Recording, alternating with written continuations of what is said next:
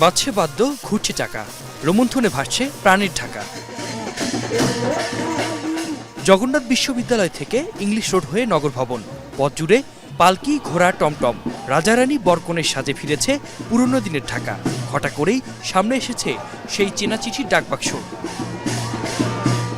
কালের সাক্ষী নগরীর কালীমূর্তি, মসজিদ, মন্দির ও গির্জা, ঐতিহ্য ধরে রাখা বাকরখানি থেকে ইতিহাসের পাতা থেকে হারিয়ে যেতে বসা প্যাডেল স্টিমার, বাদ যায়নি কিছুই। ১৬১০ সালে সুবেদার ইসলাম খান চিশতি বাংলার রাজধানী স্থানান্তর করেন ঢাকায়। সেই থেকেই ৪১৬ বছরের পথ চলা ইতিহাস, ঐতিহ্য আর নগর জীবনের সেই গল্পই উঠে এলো বর্ণিল এই শোভাযাত্রায়। ছোটবেলার চলে গেছি আমি, আজকে প্রজন্ম থেকে প্রজন্ম তাদেরকে আমরা এই ঐতিহ্যগুলিকে ধরিয়ে দিচ্ছি। আগামী তো আমরা আমাদের এই ঢাকার ঐতিহ্য ধরে রাখবো।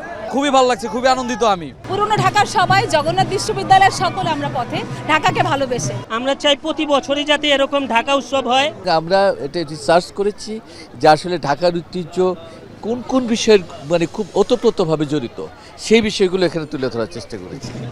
আর এতেই শেকরের কাছে ফেরার আনন্দ ছুঁয়ে গেল নগরবাসীকে। নগর জীবনের ব্যস্ততা ভুলে প্রিয় এই শহরকে আরও আপন করে নেওয়ার প্রত্যাশা সবার।